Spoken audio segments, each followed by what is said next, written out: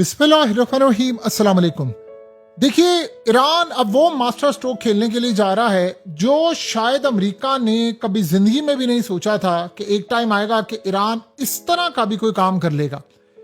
Iran असल में अब अमेरिका को पूरे खित्ते से निकालने के लिए जा रहा है। ये अब तक की समझ ले सबसे खतरनाक सूरत हाल पैदा होने वाली है। हुआ ये है कि कतर इस वक्त ईरान से कर रहा है बातचीत कि सारे ममालिक को आप ऑन बोर्ड लें और खलीजी ममालिक का पूरा एक समिट हो रियाज के अंदर, वहां पर बैठकर मामला तय हो और सब के सब इस बात पर मुत्तफिक हो जाएं कि हमारी आपस की दोस्ती हो, कोई लड़ाई ना हो, किसी तरह का कोई मामला ना हो। अब ईरान ने असल में उनके सामने एक शर्त रख दी है और शर्त यह है कि आप इस बात की 100% रिटन एग्रीमेंट के अंदर लिखकर देंगे कि ईरान के खिलाफ अमेरिका के अड्डे इस्तेमाल नहीं होंगे। उन्होंने कहा आप अमेरिका की अफवाज को यहां से निकालें, अमेरिका की फौज रहेगी, अदम इस्तेहकाम मिडिल ईस्ट में बढ़ता रहेगा, आपका नुकसान होगा, हमारा नुकसान होगा। तो सबसे पहले आप हमें रिटन एग्रीमेंट देंगे जिससे कि इस खिते के अंदर अमेरिका की फौज हमारे खिलाफ इस्तेमाल नहीं होगी। देखिए, चीज तो बड़ी है स्पेसिफिक, ये बात आप ज़हन में रखिएगा, बहुत अहम चीज है। लेकिन उसमें अब ईरान ये कोशिश कर रहा है कि ये सारे ममालिक अमेरिका को गुड बाय कह दें और अमेरिका के अड्डों को यहां से निकाल बाहर करें और इस सूरत हाल में अमेरिका को कह दें अलविदा। अब हो ये रहा है कि आपको पता है एकदम आप अमेरिका को अलविदा नहीं कह सकते।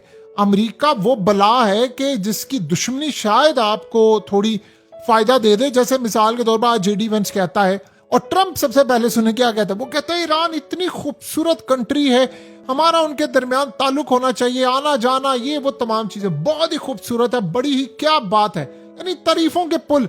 और मुश्तबा खामनाई की भी तारीफें।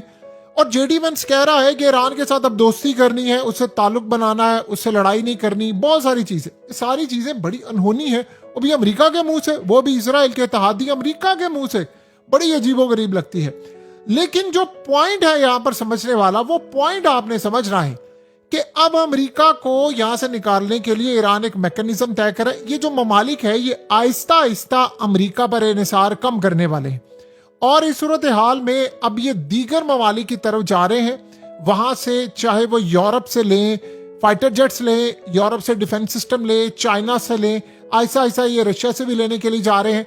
ये वो तमाम ममालिक हैं जो इस वक्त कुछ ना कुछ करने के लिए जा रहे हैं जो कि बड़ा ही स्पेसिफिक होगा। और इस सारी सूरत हाल के अंदर अगर हम देखेंगे तो आपको एक बात अच्छी तरह नजर आएगी कि अमेरिका इस पूरी लड़ाई के अंदर कहीं पर भी आपको खड़ा हुआ नजर नहीं आता। अब अमेरिका को ऐसा ऐसा निकालेंगे तो इसका मतलब है कि आहिस्ता आहिस्ता अब चूंकि देखिए अब ईरान की बहुत सारी बातें तो आपको मानना पड़ेगी। ईरान को ओपेक में वापस लाना है। उसकी रीजन क्या है?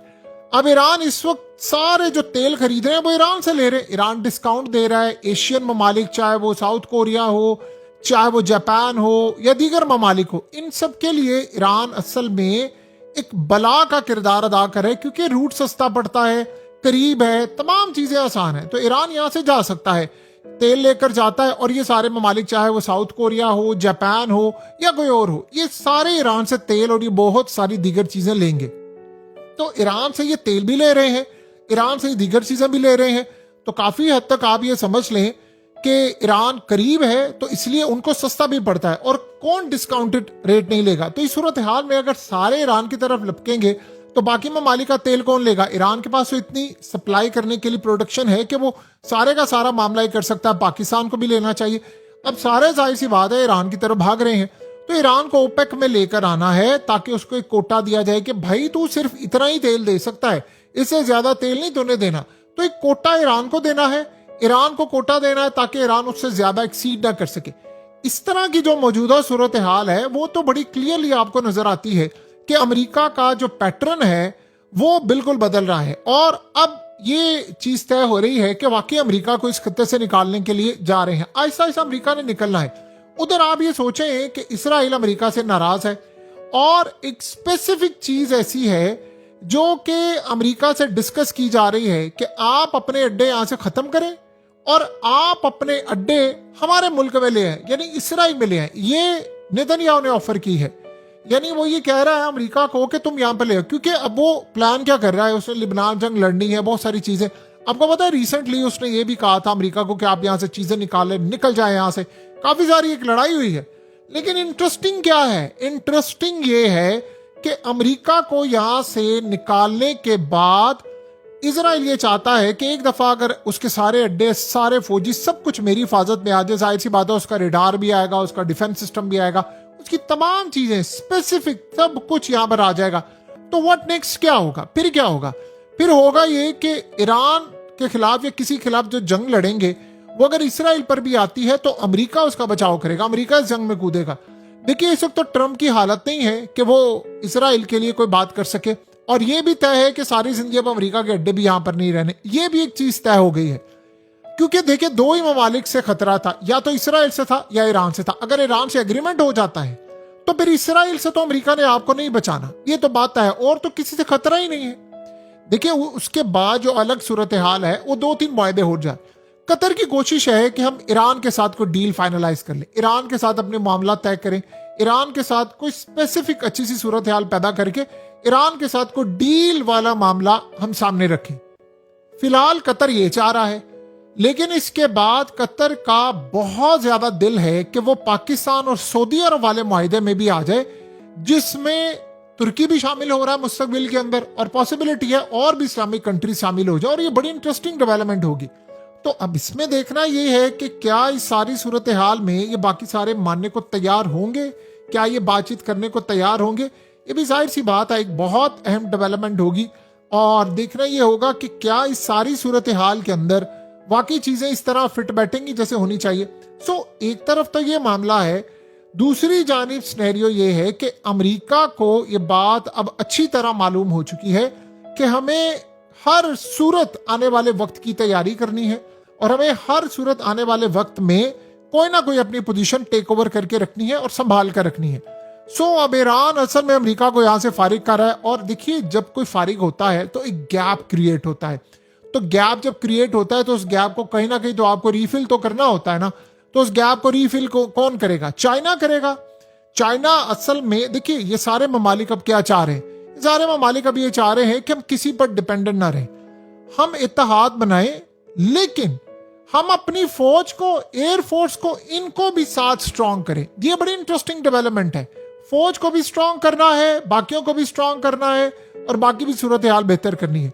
सो अब अमेरिका के दिन गिने जा चुके हैं, ज्यादा देर देखिए अमेरिका टिक नहीं सकता इस खत्ते के अंदर, ये बात अटल है और ये बात तय है। अमेरिका ज्यादा देर इस खत्ते में टिक नहीं सकता और अमेरिका को यहां से जाना होगा। अब अमेरिका ने एक और प्लान क्या किया जो ईरानी समझ रहे हैं हमारे लिए ट्रैप है।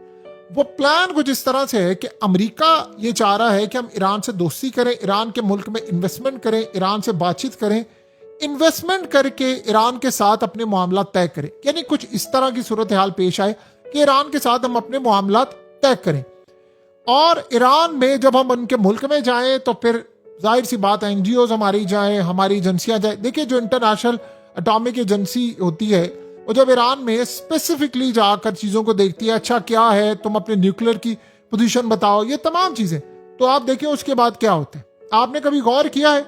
ईरान ने कहा कि उसके बाद जाकर हमारा सारा डाटा इसराइल और अमेरिका को देते, बाद में हमारे साइंटिस्ट, हमारी चीज़ें उन लोगों ने तबाह की और हमारे साथ बहुत ज़्यादा बुरा हुआ। ये असल में ईरान ने क्लेम किया है। तो अब ऐसी सूरत हाल में अब आप देखें तो क्या वाकई आने वाले वक्त में हम कोई ऐसी स्पेसिफिक सिनेरियो और ऐसी चीजों को देखने के लिए जा रहे हैं? पॉसिबिलिटी है, कुछ कहा नहीं जा सकता, लेकिन एक भरपूर पॉसिबिलिटी है कि ऐसा हो जाए। सो अब ईरान भी तैयार हो चुका हुआ है, ये बाकी ममालिक भी तैयार हो चुके हैं, और सबको ये लगता है कि अमेरिका के साथ अब दो दो हाथ कर लिए हैं, अब अमेरिका को इस खित्ते से बाहर निकालना है, और ये रिटर्न गारंटी अब ईरान लेने के लिए जा रहा है।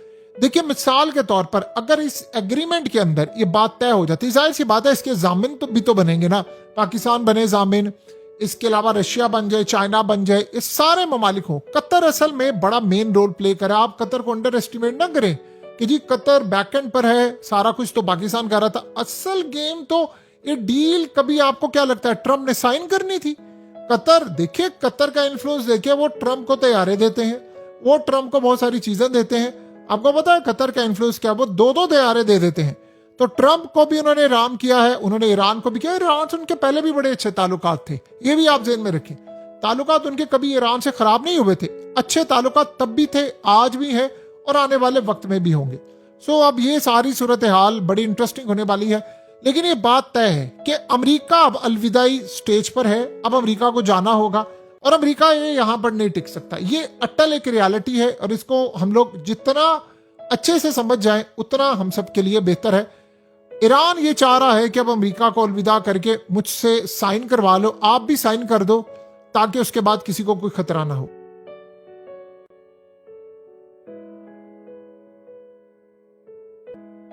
हकीकत टीवी को सब्सक्राइब करना मत भूलें, वीडियो को लाइक करें, शेयर करें और कमेंट सेक्शन में अपनी राय का इजहार जरूर करें।